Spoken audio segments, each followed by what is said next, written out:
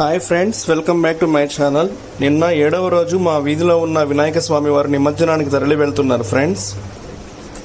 చూడండి ఫ్రెండ్స్, మా వీధి ఎంత సందడిగా ఉందో. డీజే అనేది వేశారు. ఆ డీజేలకి డ్యాన్స్ సూపర్గా వేస్తున్నారు. మా వీధిలో సూపర్గా ఉంది చూడండి ఫ్రెండ్స్.